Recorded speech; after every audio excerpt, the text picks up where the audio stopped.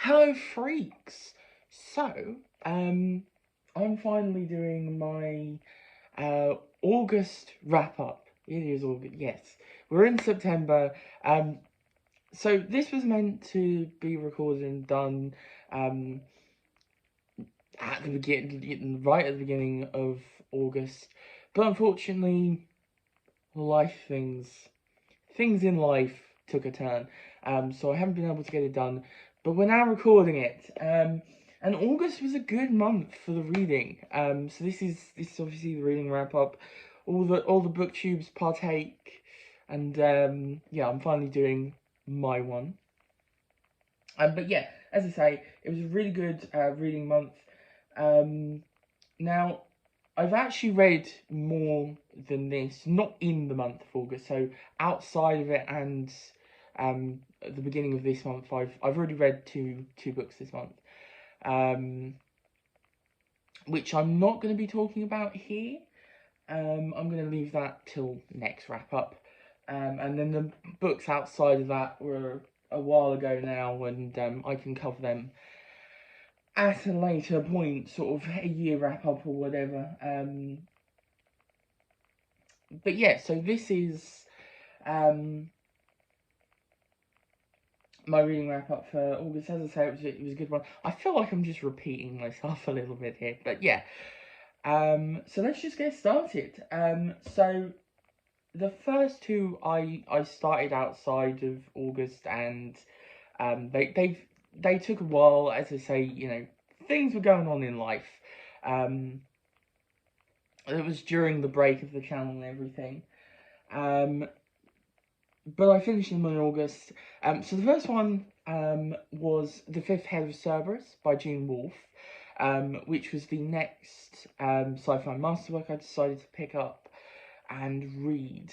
And excuse me, and this I'm gonna be. I'll say this straight up. I'm not gonna do a full review for this one, like a full wrap up review that I do for some of these books. And just basically because I just don't think I have the brain capacity at the minute to just even tackle this one. Plus, it's been a while since I've finished it. It's one that I also read quite broken up. I had quite large gaps in the reading of it, so yeah. But I love this. I thought this was fantastic. I ended up giving this 4 stars. This is basically 4 novellas that are tied together by well, thematically, but also it's a world building exercise essentially, and it's fascinating.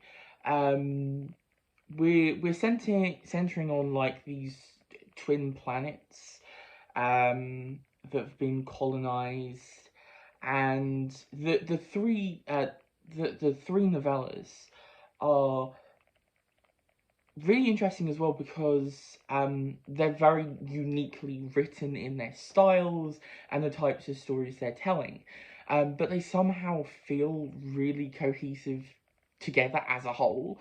Both thematically, um, but also like they feel like they should fit together, which is impressive. Um, One is almost a gothic tale. The first one, The Fifth Head of Cerberus, is almost a gothic Dickensian tale. Um, the second one is sort of a mystical, um, sort of fable, and the third one um,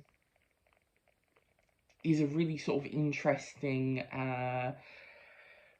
almost like found footage style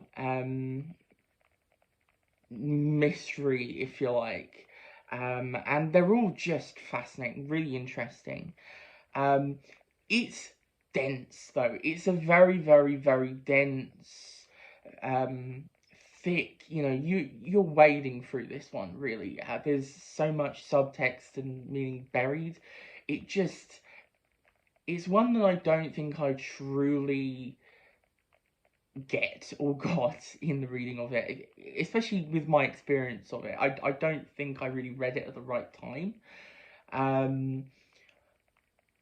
I think when I picked it up was fine, but then just a lot was happening, and I just don't think, you know, what this book requires of you as a reader was really what I needed at the time, which I think is why I ended up giving it 4 stars. You know, this is a very me sort of thing when it comes to what I gave it, which is for all of these books as well. Like, it very much depends on my enjoyment level and like how I felt coming out of the book. And with this, I'm gonna be honest, I felt tired. I felt tired. I will say it does make me want to, at some point at a later date down the line, watch some reviews and videos unpacking the book. And it does make me really interested to read the Book of the New Sun, I think it's called, which is his big one. You know, that's his big 4-volume story. There's also a fifth volume, I think, as well. I am really interested to read that one. I know it's like a dying Earth story and everything, and it's really dense and packed like this. But yeah, I highly recommend this. If what I've said intrigued you, I mean, I haven't even really given you a synopsis, but if the ideas I'm sort of trying to present you with interest you, then yeah, give it a go. I give that 4 stars. After that, I continued on with, well, I read these side by side, so it took me longer to read both of them, but Cat's Cradle, Warhead by Andrew Cartmel. This is the second book in the Cat's Cradle trilogy, in the Virgin New Adventures. I'm not going to spend too long on this one because I've done a full review on it, and you can check that out. But I gave this 5 stars. I absolutely adored it. There are definitely problems with it, but if you want to know how I rate things, it's kind of I coming out of it, I just felt, you know, wow, like I loved it. I loved every single second of it. It was a fantastic read. It has really interesting sci-fi concepts. It's a really gritty, dark, sort of apocalyptic tale. I love, you know, it's a build-up book, really. Most of this book is build-up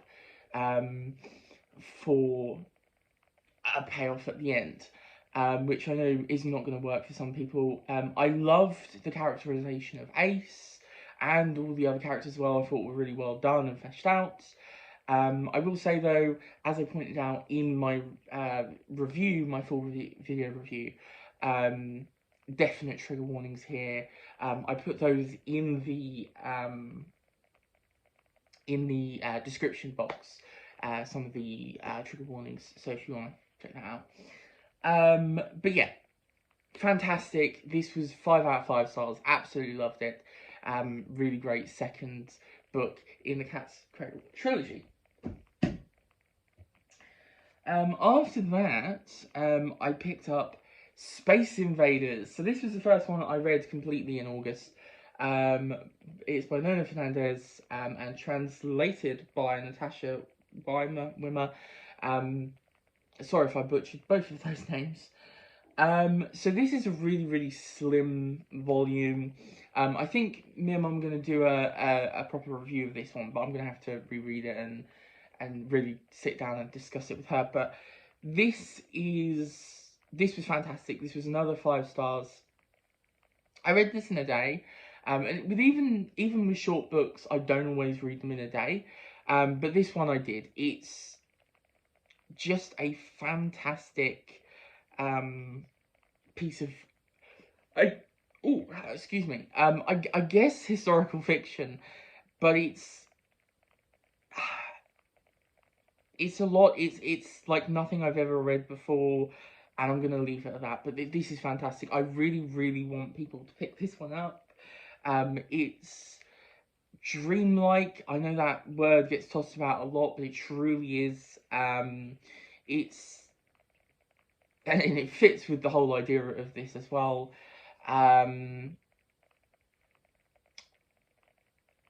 It's a really fascinating story of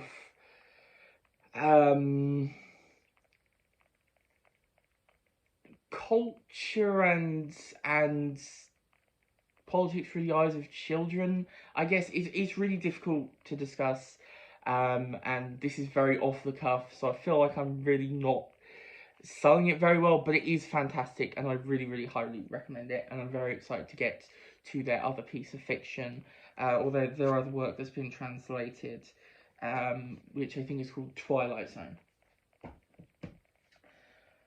After that, I picked up Black Shuck, the Devil's Dog, by Piers Warren. This was actually a gift from Nan's friend.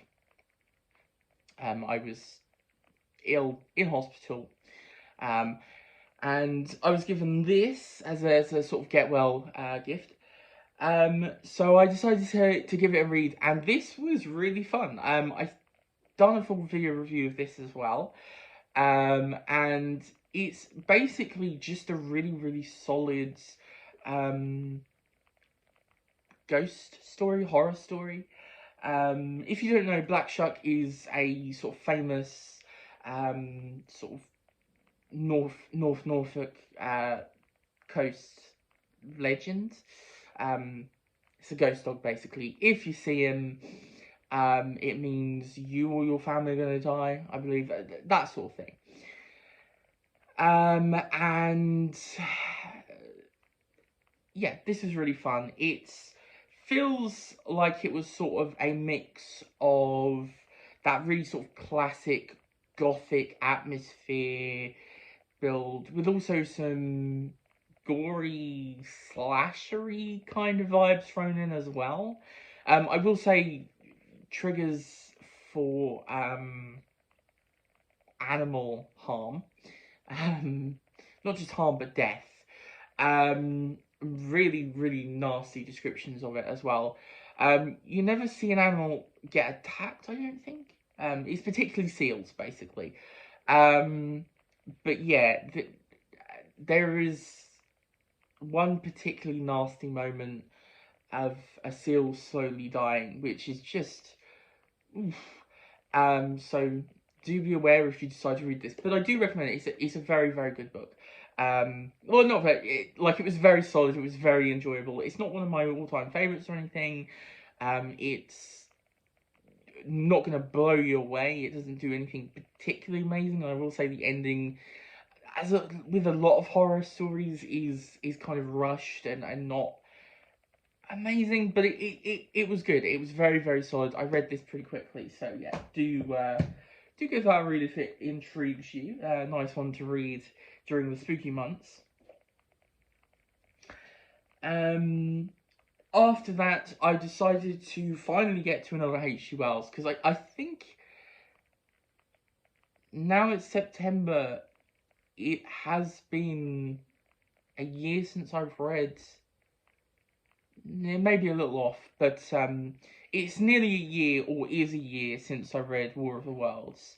And I read my two H.G. Wells before this one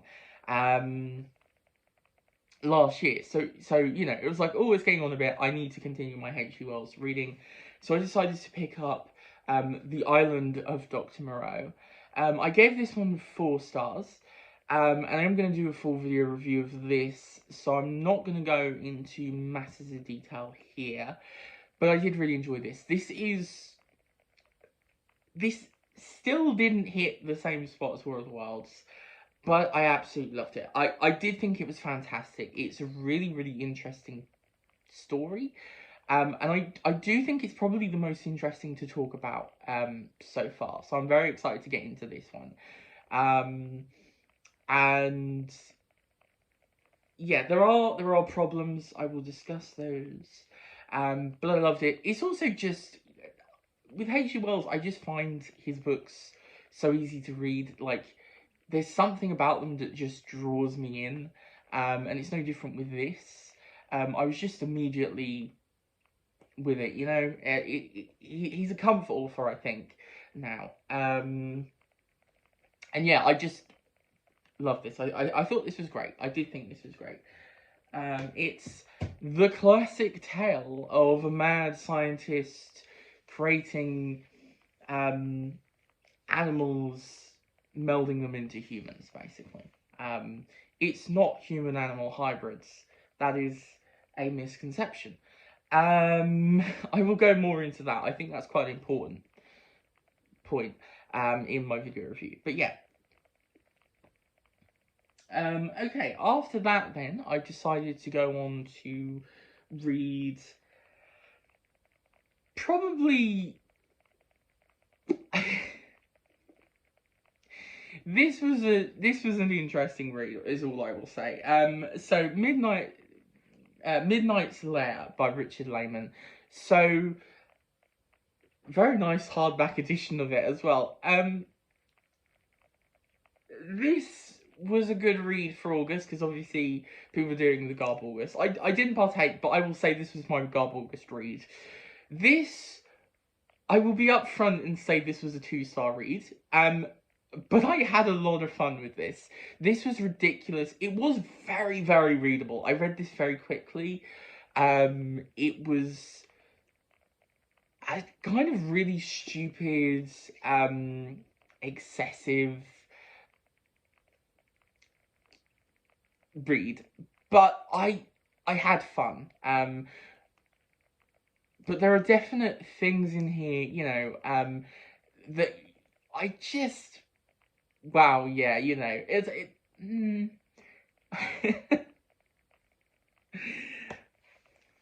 choices were made, is all I'm going to say. Choices were made, very, very questionable choices. There were some things that I did not want to read that were in here, and I read them. But hey, I had fun, so there we go. For the most part, I don't really recommend it for most people, but hey, it's Richard Lehman. It's a good read for Garb August. So there we go.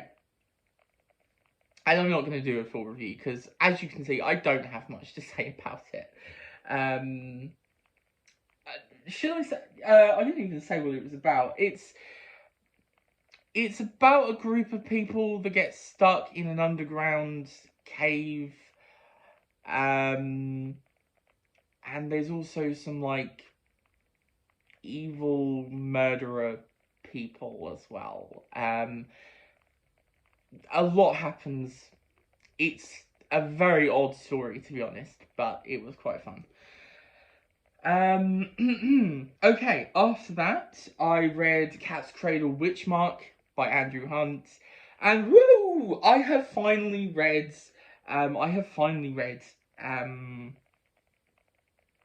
the 2 arcs in the Virgin New Adventures. We're out, folks. We're out. I'm going to do a review of this, obviously, so I'm not going to talk about it a ton here.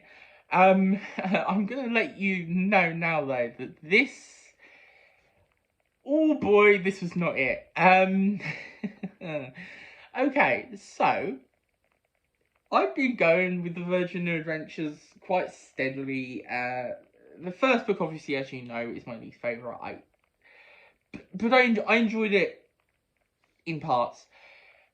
This, I think, is my first real disappointment. Because I think there was some potential here. I don't think there was a lot of potential with Time Worm Genesis. But there was potential here, and unfortunately, it does kind of come crashing and burning down.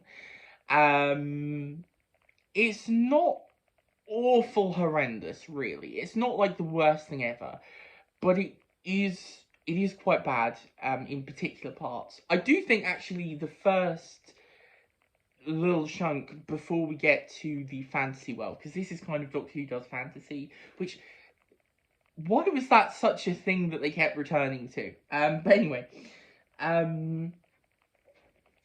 yeah, once we get to the fantasy world, the book really does crumble. The stuff outside of the fantasy world, I actually quite enjoyed. I thought was quite good, quite fun. But yeah, it doesn't really work. We completely revert Ace. She's quite well written in terms of, like, if this was supposed to come after, like, Remembrance of the Daleks, like Series 25 Ace, then fair enough. But this is after the Virgin adventure books, and it's a definite reversion of Ace, which I wasn't a fan of. And it's also just kind of written quite poorly in places. I don't even know how to really get into it or describe it at this point, but yeah, I will talk more about this one a lot. And yeah, suffice it to say, this was not great. I can't actually remember what I ended up rating this. I want to say I probably gave this a 3 stars just because there was stuff I enjoyed. It wasn't abysmal, but it was not great. And that was a real disappointment. But as I was reading that, I was also reading this, which was quite fun. This is Analog 3. This is a anthology, so it's short stories from the magazine Analog. And this is quite old. This comes from, well, this originally published in 1963, which I think is quite fun. It's the Doctor Who year. So it's 8 stories, and it was solid. It was solid. Nothing blew me away. I didn't think anything was absolutely outstanding in the collection, but it was a really interesting time capsule. And I enjoyed my time with it. As with any anthology, some stories were better than others. There were some quite interesting ones. And yeah, I had a good time. My favourite story, I don't know if I really had a favourite as such. Fin Edge was quite fun. It was a bit odd politically, but it was quite a fun story. A World by the Tail I really like, by Seaton McKetterick. I didn't say Fin Edge was by Jonathan Blake Mackenzie. A World by the Tail by Seaton McKetterick was really good, actually. Was a fun story. That's probably my favourite. That, or maybe Not in the Literature was a good one as well, by Christopher Anvil. Both sort of quite fun little tales that have a funny little end to them. So yeah, pretty good collection. After that, then I read a Kindle book, so I don't have it physically, and that was Womb Tomb, by Taj Cully. I'm probably butchering that name. So Womb Tomb is a novella. It's a horror novella, quite short. And it was interesting. Now, what did I give this? I can't actually remember. So it was interesting. I wasn't a fan of how it was written, because it was almost written like a stage play, kind of, but it wasn't done with like the actor, like the character quotes or anything. But it was written almost like that. And it was sort of, so we were detached from the main character, but I feel like it was important to be with the main character. Like, it's quite a emotional story, you know, it's quite tied to him and his growth as a character. And it's also just an odd one. I get what it was going for, but I don't think it really worked. It did keep me invested, though. I did want to read to the end. it's basically about this guy. His father has died, and in his will, he basically wants his son to go to, oh god, I've forgotten the name of it, but it's one of those sort of barrows in the ground, like old ancient barrows or whatever. I've forgotten what it's a particular one anyway. Wants him to go there and scatter it on Halloween, basically. Do this particular ritual. And it then sort of becomes this mystical tale that sort of ties him to the past and like sort of bloodline and stuff. It's interesting. The ideas are very interesting, but I just don't think it quite worked. So yeah, I think I give it 2 stars. It didn't work for me, unfortunately. I'd be interested to read something else by him though, just to see maybe, you know. So yeah. Next, and then the final book is Rise to the Sun by Leah Johnson. So this is obviously the same author as You Should See Me in the Crown, which I absolutely loved. I think I read it last year, and it was one of my favourite books. And this isn't quite there with that. I don't quite have the same amount of love as I did for that one. But this is just another really wonderful, really lovely story, queer story, queer black story, which, yeah, just is really lovely. It's very also tied into music as well. You know, that's really at its centre, and community and all of that stuff. It's a very YA story, but it's beautiful. It is really wonderful. I love the characters. Olivia and Tony are great. There were some choices that I wasn't as keen on with some of the characters. Olivia's friends. I liked, but some of the places they went with that character I wasn't as into. But overall, this was just a really sweet story. I read it really fast. There are some trigger warnings in it here, particularly to do with gun violence, which this book does talk about quite a bit. So just know that going in. I will say, I think something that this author is absolutely fantastic at is really messy, flawed characters who learn and grow, but never become any sort of less messy or flawed. You know, they do really feel real. And, you know, same in here. You know, absolutely wonderful. He has a real talent for drawing characters, I think. So yeah, this was great. It was a really sweet story. Happy I finally got to it. Can't believe it took me so long to actually pick this one up. But yeah, this was great. And there we go. That was everything I read in August. What was my favourite read? I think probably the first book I read of the month, Space Invaders. Just brilliant. Absolutely fantastic.